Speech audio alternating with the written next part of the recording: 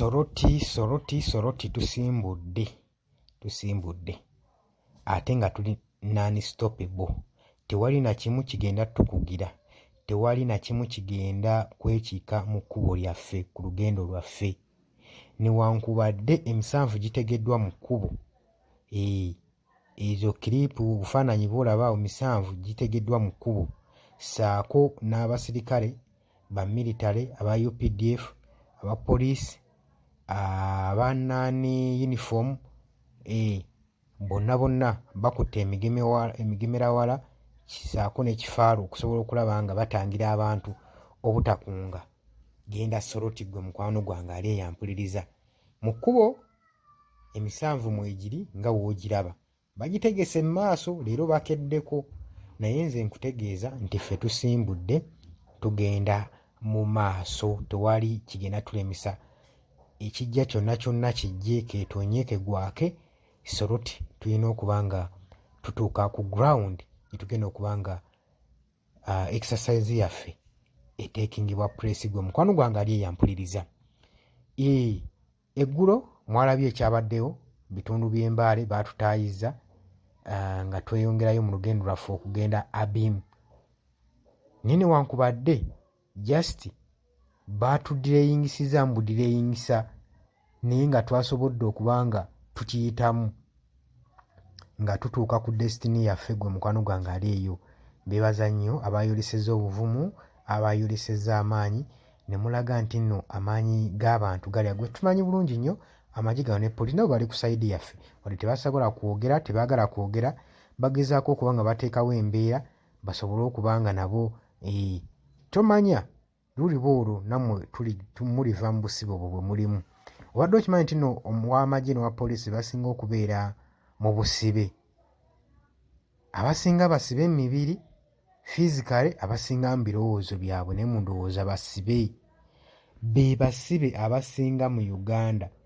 Ate teri kabi kakubeera ng'omuntu baakusiba mu bwongo obusibe, oli musibe mu bwongo.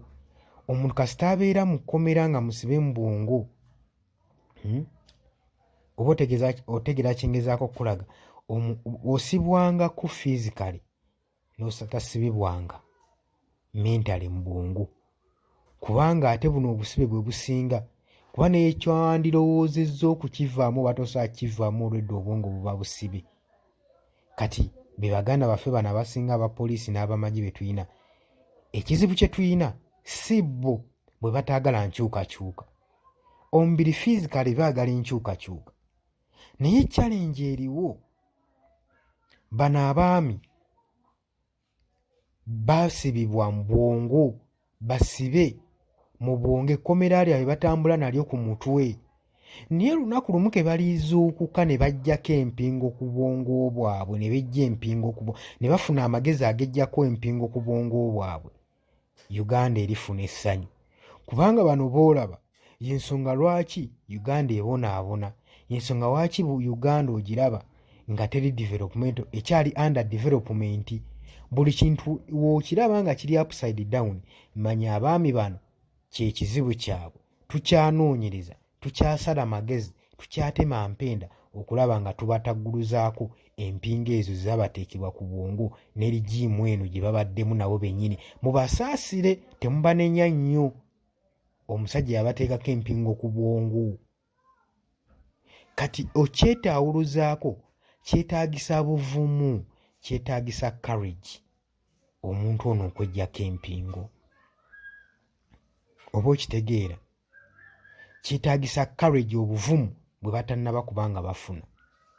Tugezaako nnyo okulaba nga tubafiidingamu ekigambo kya courage, bafune obuvumu betaguluzeeko empingo ezo zibakutte. Bwe baneggyako empingo bajja nakuzuuka n'okuzuuka bagambe nti bulijjo tufugwa ki kino, Uganda tujje tuli ludda wa? Kati so muganda wange, wegenda mu maaso n'okubanga olwanirira nkyukakyuka, naye kye mbategeeza, twasimbudde dda Soroti, twasimbudde era Soroti gye muli. Mbasuubira okuba nga mugenda kwaniriza Pulezidenti Robert Kyagulanyi Ssentamu n'essanyu eringi nnyo ery'enjawulo n'okusinga abo Abimu nga bye baakoze. Ekyo kankisuubire. ng'oggyeko okubanga masekati ga bino byonna bitugenda mu maaso ne kubanga tuyitamu. Njagala mukitegeere nti nno tuli mu kweteekerateekera kalulu ka 2026 era nkunga abakulembeze b'omu sub-regions okukunga abantu n'okutegeeza abantu ku ki ekigenda mu maaso, ku ki ekiteekeddwa okukolebwa gye bali nga bo abasinga n'abagambye dda tebamanyi. Mubayambeko okubamanyisa, mubakunge, mubategeeze ki ekigenda mu maaso gw'omukwano gwange ali eyo ampuliriza. Abantu abamu bamanyi kuleekaana, abalala tebamanyi na kigenda mu maaso, tebamanyi ki ekigenda mu maaso muganda wange gwali eyo ampuliriza. Naye njagala obbategeeza nti no tuli ku revolution ya nkyukakyuka, tukoye effugabbi mu ggwanga lyaffe Uganda gwe mukwano gwange.